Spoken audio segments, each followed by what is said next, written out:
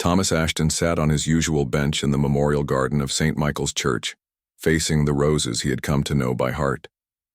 At 80 years old, he lived in a world of profound silence, a consequence of a concussive blast during his service as a Marine in Vietnam. The explosion had stolen his hearing, but not his spirit. The garden was his sanctuary, not for the sermons he couldn't hear, but for the peaceful solitude among the memorial stones, where he felt connected to fallen comrades and found the tranquility that had eluded him since the war. Today, like many afternoons, he'd brought his small Bluetooth speaker. The poetry audiobook played at barely audible volume, its vibrations against the bench providing a faint echo he could just perceive. Oh, small comfort in his silent world. To any observer, he was simply a harmless elderly man in pressed khakis and a faded Marine Corps cap, enjoying a quiet moment among the flowers. Officer Kevin Miller, 26 and eager to prove himself, had received a noise complaint about loud music disturbing the church grounds. Marching into the memorial garden with preconceived notions, he saw not a deaf elderly veteran, but a rule violator who needed correction. "Sir," Miller barked from behind Thomas, "you need to turn that music down. This is a place of worship, not a concert hall."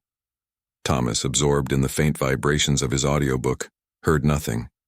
He remained facing the roses, peaceful and unaware. Miller's anger flared at what he perceived as deliberate defiance. "Hey, I'm talking to you. Are you deaf or just ignoring me?" When Thomas finally noticed the agitated officer in his peripheral vision, confusion filled his weathered face. He couldn't understand the shouting, couldn't hear the commands. Instinctively, he reached for the notepad in his pocket, his usual method of communication. "Don't reach for anything," Miller commanded, misinterpreting the movement as a potential threat. "Hands where I can see them." Thomas, bewildered and frightened, tried to calm the situation with a gentle hand gesture while fumbling for his notepad to write, "I am deaf." But Miller, his adrenaline surging and his training inadequate for this situation, saw only continued resistance. "That's it. You're resisting." The taser's sharp crackle split the peaceful air. Thomas cried out, a choked sound of pain and shock, and crumpled from the bench onto the soft grass. His Marine Corps cap flew off, the small speaker tumbling beside him, now truly silent. "Stop, stop, he's deaf!" The groundskeeper's voice cut through the moment as he rushed toward them. "Old Mr. Ashton is deaf. He comes here all the time. He can't hear you." Miller lowered his weapon slowly, his face paling as the reality sank. But the groundskeeper was already on his phone, not calling 911, but dialing a number he knew would bring immediate action. Father Michael O'Brien, the retired Marine chaplain at St. Michael's. Father O'Brien listened to the frantic explanation, then made his own call, to Major General Patrick Flynn at the nearby Marine Corps base. "Patty," the chaplain said urgently, "they tased Tom Ashton. He's deaf, for God's sake. They tased a deaf Marine veteran." The general's response was immediate and decisive. 6 minutes. That's all it took. As Miller and the groundskeeper tried to help the dazed Thomas, the quiet street outside St. Michael's erupted with the disciplined rumble of heavy engines. 2 olive-drab Humvees and a troop transport, all bearing crisp Marine Corps markings, turned sharply onto the street.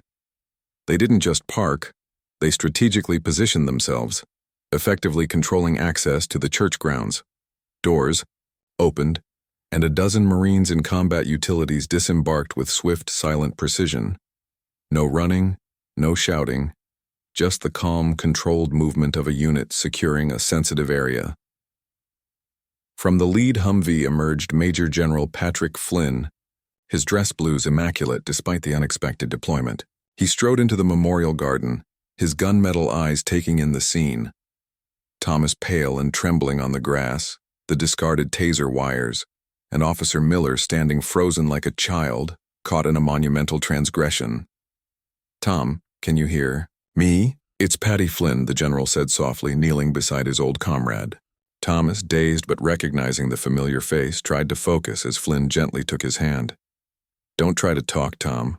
Medics are en route." Flynn stood slowly, his gaze settling on Officer Miller with an intensity that made the young cop flinch. Officer, the general's voice was quiet but cut like a razor. You tased an 80-year-old unarmed, profoundly deaf Marine veteran on church grounds for listening to poetry. Explain yourself. Choose your words very carefully. Miller stammered about noise complaints, failure to comply, perceived resistance. Each excuse sounded more pathetic against the backdrop of silent, watchful Marines. Failure to comply, Flynn repeated, his voice dangerously low. Did you attempt to communicate with him in any way other than shouting? Did you observe any signs that might indicate disability? Did you consider that a man his age, in this peaceful place, might not be a threat? He gestured to the small speaker. His disturbance, an audio book of poetry. Flynn shook his head in disgust. You didn't just fail to de-escalate, officer. You failed to observe, failed to think, failed to uphold the most basic tenets of your duty to protect and serve, especially the vulnerable. The general's voice dropped to a near whisper that carried more menace than any shout. Your actions today are a disgrace to your uniform and an insult to every person who has served this country. You have traumatized a decorated combat veteran who has already sacrificed more than you can comprehend. He paused, letting the weight of his words settle. I will be speaking with your chief and the mayor within the hour. I will demand a full investigation, your immediate suspension, and a complete overhaul of your department's disability training. My Marines will remain to ensure Mr. Ashton's dignity and safety until this situation is properly addressed.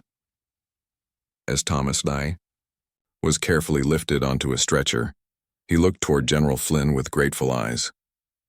The general gave him a solemn, reassuring nod, a promise that this wrong would be made right.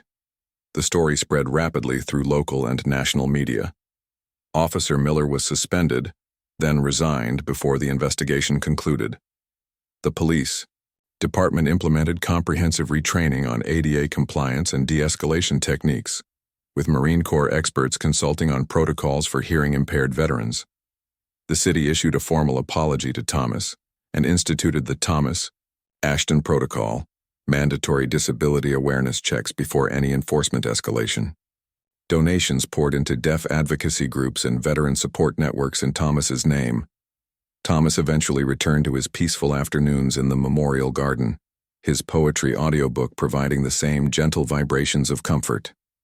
But now, when local officers saw him, they offered respectful nods, silent acknowledgement of the day the Marines came to St. Michael's, because one of their own, living in a world of silence, had been unjustly harmed. And his brothers in arms, led by a determined general, refused to let that silence be mistaken for helplessness. True camaraderie never fades. The call to protect a fellow Marine echoes louder than any siren, lasting longer than any statute of limitations, and stronger than any bureaucratic indifference. In the end, it wasn't the thunder of authority that brought justice. It was the quiet strength of those who remember that service to country means service to each other, especially those who can no longer speak for themselves.